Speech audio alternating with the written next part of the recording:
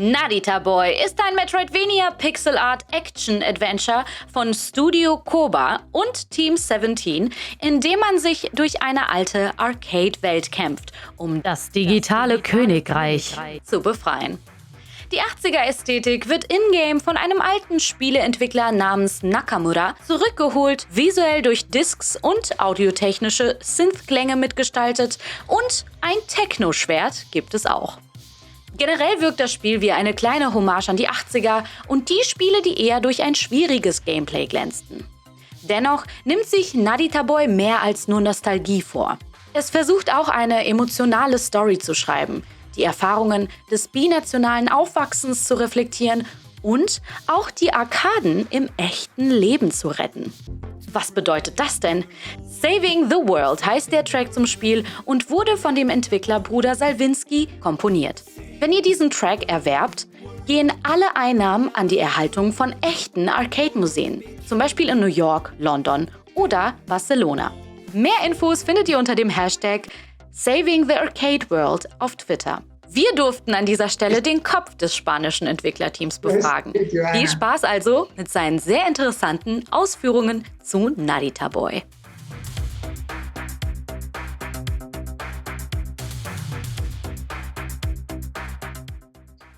Because first of all, I wanted to make the game I would like to play. So my influence started with a feeling. I wanted to go back to my own nostalgia moments, and that's why I connect a lot with the retro. That's why I wanted to make this type of game, and also it influenced me a lot on my childhood. Things like He-Man, the concept of kid who has empowered by a sword, Tron, the trip to the travel to inside computer, and so many other references in the 80s, which it's the movies I watched when I was a kid, and also when I read Ready Player One, I like a lot this kind of guru creator.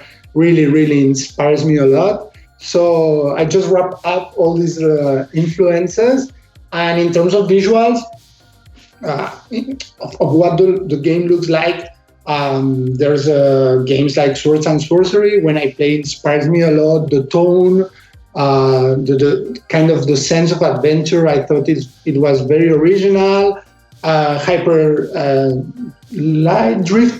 Drift Lighter. I always confuse, but it inspires me as well a lot in this kind of pixel and very color. But in Narita Boy, there's another influence, which is Japan and kind of the mystic flavor, because I were living there. My wife is Japanese and I have a son which is half Japanese, half Spanish, and as well it's a big homage to born between two different countries. And I want to explore this, and the story of the game talks a lot about how to be born in two different countries. Yeah.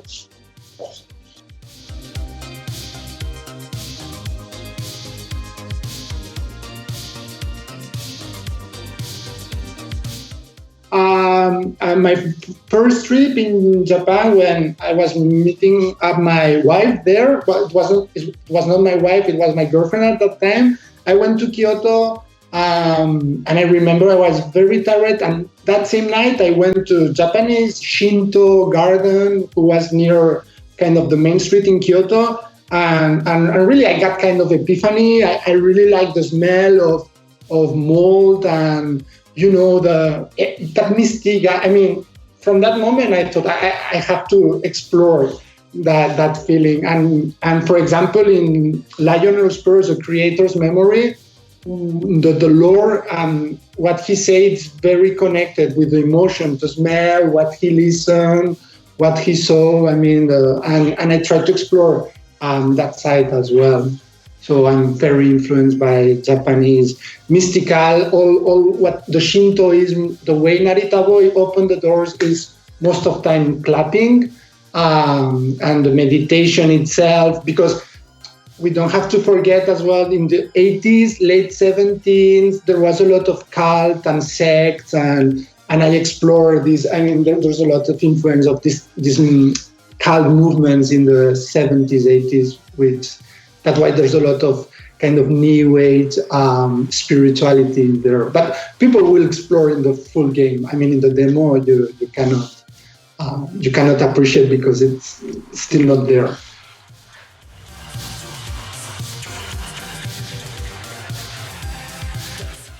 I mean, the Japanese Twitter community are really finding out from where it comes, Narita. I mean, Narita comes from Narita Bryan. It was a famous horse jockey in the 90s. And I went Keiba, it's kind of Japanese horse racing. And there was exposition of Narita Bryan, which it's not actually jockey, it's the horse name. And I really like it a lot. And that's why as well, the stallions, the enemies are related with horses because it's like the Italian stallion, like Rocky. And I want to, if Narita Boy, it's inspired somehow in a horse, the enemies should have as well kind of this type of horse name. So it's kind of connected. Yeah.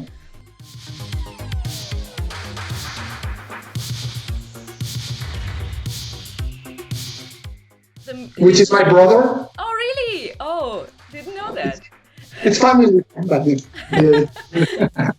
as indie studio, we are very tiny and we like everybody be as creative as possible. That's why I turned into indie to have this kind of freedom to do whatever I feel and follow my vision. So Salvinsky, the only thing I told him is like I were very influenced by Hotline Miami, the way the music spots out a lot.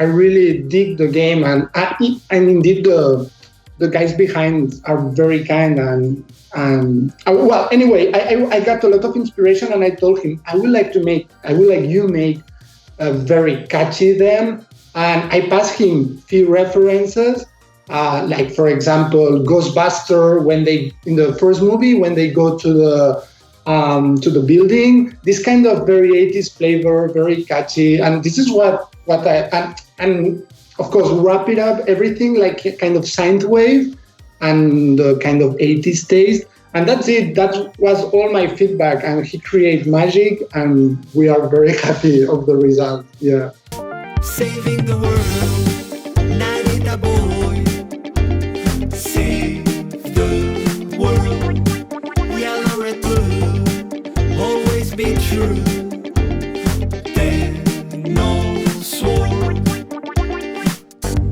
Trichroma is your power.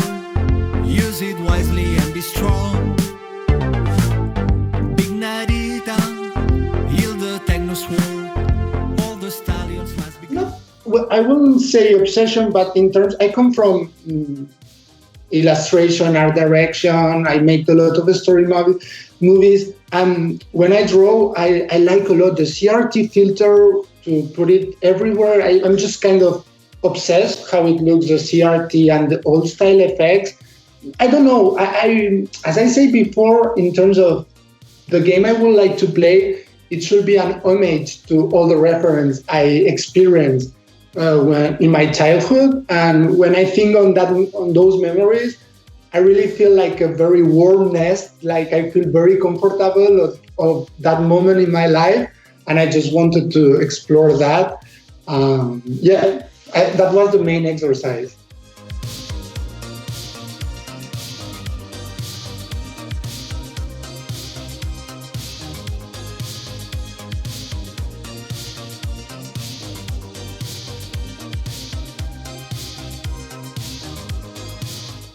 You know, when you are making 2D scroll platform, there's sometimes doors you have on the edge of the screen, but there's sometimes doors you have in the middle of the background. So we have to take a decision on that, and that's why you have to press the W key. It's not kind of trying to emulate the retro games. It's just a game design decision. But in terms of gameplay, our team, which is David Flores and Daniel Tomas and Adrian, I have to mention all of them. What they did is they are very good in terms of game feeling and juicy. They are very obsessed to feel the combat mechanics and so on. So from that side, it's not an homage to the retro feeling, to the retro old games. It's just try to make the game as challenging, as more juicy possible. And that's what they did, and I'm completely amazed. But I have to say that right now we have experienced a bug in the keyboard on this Steam Festival, and we are super sorry because it wasn't there until we published, and suddenly there's a lot of people experience this kind of laggy pressing space on keyboard, because on pad it seems it's okay, but so sorry about that, but by chance we could find that, spot it, and we are working on that actually.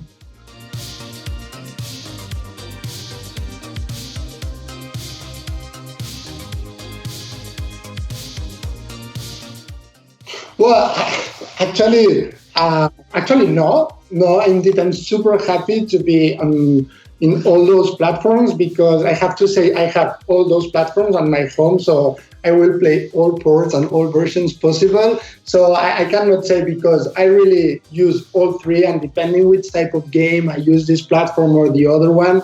My most recent console I had is the Nintendo Switch. It came on Christmas. I made my own Christmas gift, and I'm enjoying a lot, but I'm very fan of PlayStation 4. I play a lot, and Xbox One as well. I play a lot. So I cannot marry with one platform. I'm using all of them.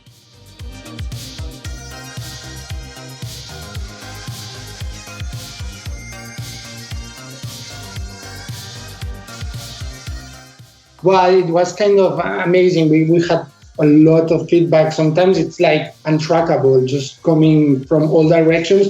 But for me, what is very important is what I really am very happy that the people who understand the direction, the vision, they get involved in the lore and and the universe, the world building in that. Indeed, I'm super happy all the people who had understood what I wanted to create as creator. So I'm very happy. So I will stay on this.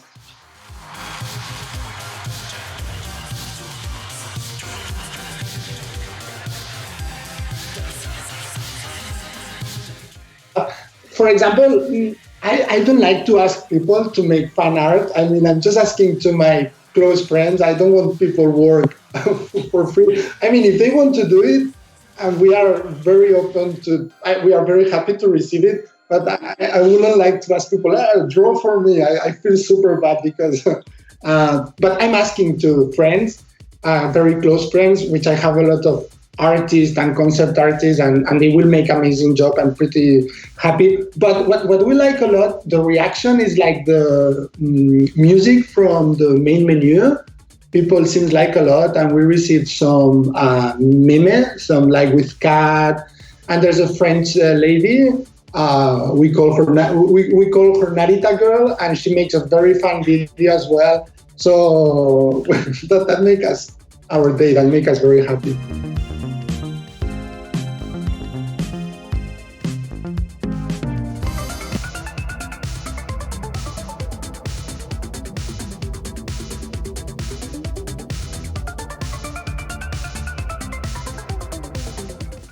He's in Twitter, really? No, I know. Yeah, that will be amazing. Yeah, I mean, I will like the meta narrative. I mean, that actually the creator exists and he's an old man now, and remembering his life and remembering the old code.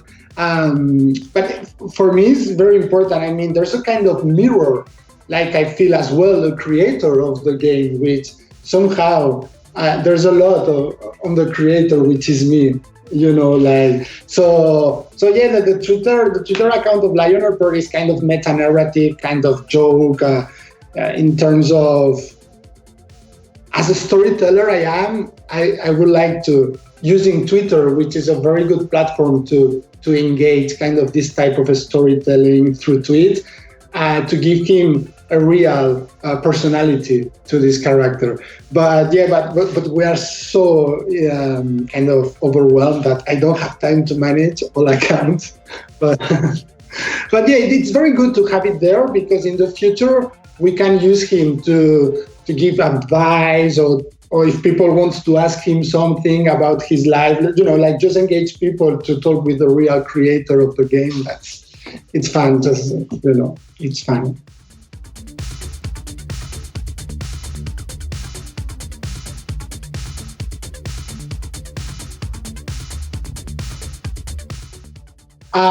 Yeah, actually, stay indie, it was the right decision. And what is very good is partnering with Team 17.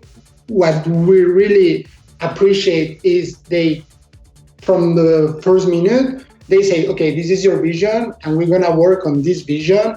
We never feel kind of constrained, no, guys.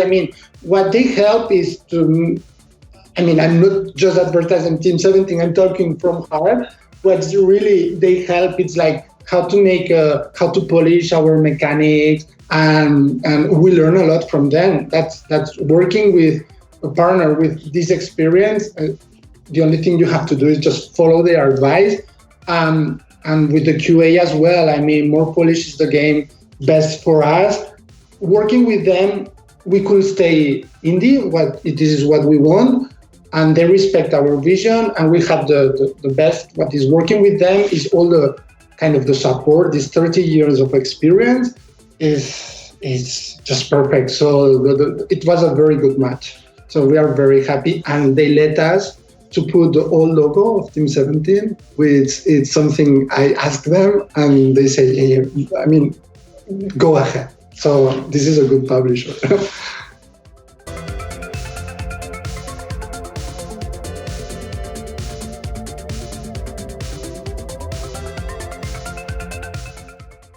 Yeah, this game, if you like adventures games, if you like to, our bets is what I try from my side is bring a very original thing as much as I could.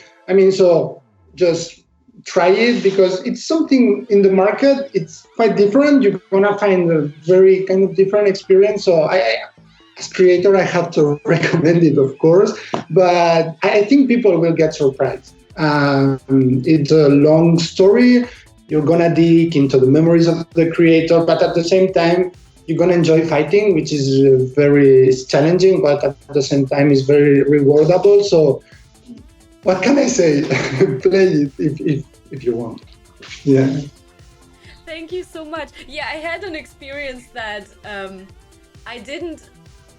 Even in the demo, I'm not a platformer girl, but I love Metroidvanias very much. And I had a thing that I couldn't go by in one challenge. I think it was quite at the beginning, because I didn't get how to jump on those platforms. And I was calling my boyfriend, and I was like, yeah, can you please help me just with this level? And he was like, yeah, of course. And then he did it. And then afterwards, when I got the sword, then I was actually like, yeah, this is my kind of gameplay. Now I'm fine with it. But I love that you had those little tweaks in there, and that you managed to balance out I think the difficulty also, that it isn't that difficult, Yeah, that's a very constant decision. I prefer people finish the game, because I want they enjoy as well the adventure side and the story side, and not make it so, kind of Dark Souls, very kind of challenging and die again. I like this type of games, but here we are explaining story, and from Koba, to create a meaningful story, it's kind of priority. So that's why the difficulty level, it's getting difficult, you will see, but it's affordable. It's not frustrating. So yeah.